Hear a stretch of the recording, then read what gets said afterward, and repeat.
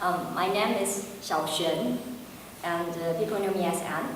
And I have a background in environmental engineer in Taiwan, and also a master degree.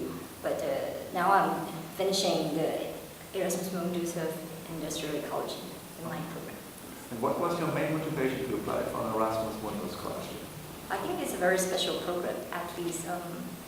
Well, going to Europe and going to the US is always a debate in Taiwan, because people think the university in the US have better reputations and you have greater opportunity to get a job. But Europe is actually very new to me, because in my life I've never been to Europe, and it's well, we heard all news about Europe, like how innovative the city is and how natural the city is. So actually, I was very interested to go to Europe when I was applying for this project. So that's the reason why I actually focus on Europe. And also there are different criteria required for going to the US and Europe. And in Europe, it's more like you need to say your idea more. Like if you send an application, it's more about your own idea instead of the score for your TOEFL or GRE. So I think it's also the reason when I was choosing that. And what are your cultural experiences you gained over the last 2 years? Yes, of course. There are a lot of different things. Like the thing I remembered is when I first came to, because I studied in Graz in Austria for the first year, and then the second year in Chalmers in Sweden.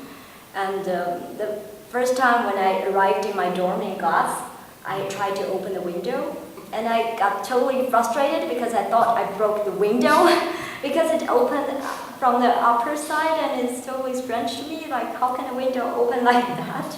Did I need to pay for fixing this one? So it's a total culture shock, I would say. A small one. Yeah, a small one, but because that's the very first one, so I remember it very well. Oh. But then after that, I sort of like bent into the culture, so to try everything that is new to me. And yeah, till now, I didn't really try any scary things. I have the sticky fish in Sweden. Yeah. And did you face any problems in the last 2 years? Personal problems or during at the university? Something? I think the biggest problem for us, like this students in the mobility program, is that we need to get used to different systems in the university. For example, in Graz, you take a lot of courses at the same time. So you need to have the ability to cope with them at the same time. You need to deal with many different classes. But in Sweden, it's more like you focus on one thing and you need to devote 100% into this work for 1 month, and you're always doing the same thing. So it's quite different system, and I need to get used to that. And also, the test is quite different. The testing system, the examination system is quite different. So we need to really to get used to different studying system in different universities. And I think it's the biggest challenge for me, because usually you sort of get used to one system because you've already been there for 1 year, and then suddenly you change the system. So you need to adapt again. And you're new to the city, you need to adapt to a lot of things. So I think adaptation is also I learned a lot from it. So I think it's a good thing, but students applying for this mobility program should be aware of the adaptation problem, because you really need to be able to adapt pretty fast. Yeah. And do you think in 2 days it's the graduation day? Yes. Do you think that the Erasmus Mundus course improved your job opportunities? Yes, of course, because I got a job in Sweden. Yes, so of course it will improve my job opportunity in the sense of I now being able to do a lot of, as I said before, you need to be able to adapt. That's one thing, because now I learn how to adapt to different situations, and also that seems as ability that you can do to your work as well, because in the work environment you need to adapt pretty fast. And but I do think for for Erasmus Mundus program, the problem is the name. Like most of the people will be a little bit not familiar with the name, so they don't really understand how this program works. So we always need to explain it in the cover letter, or we always need to sort of say, okay, we stay in this university for the first year and this university in the second year, but it belongs to the same program. Yes, we always have to put extra attention on how to, form this study. So I think the only problem comes to me is that people don't really understand what this program is about. And they usually mix it with the Erasmus one, which is really, is a very different program. Yes. So that means you have any recommendations to improve Erasmus Mundus in the future, right? Yes, I think it will be to get more,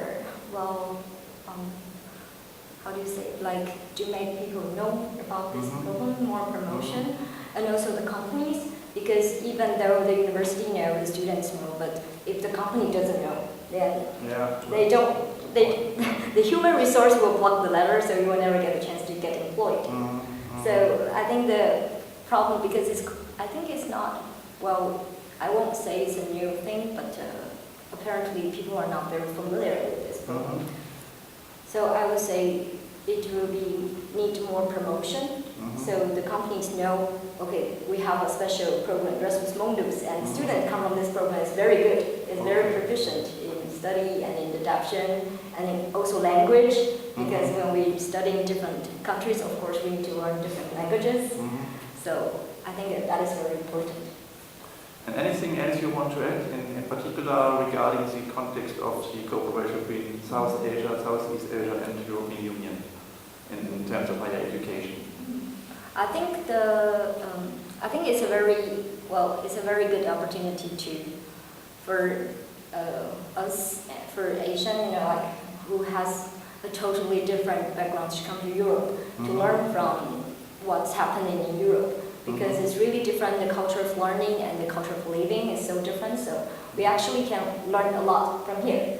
But it's always good to send some more European students to Asia as well, because usually I know a lot of people, European likes to go backpacking in Southeast Asia, but then backpacking and studying there is I won't say it's the same experience, so it would be nice to let more European students can come to Southeast Asia and to have the experience of studying there, like to get along with the students and to enjoy the student life in Asia.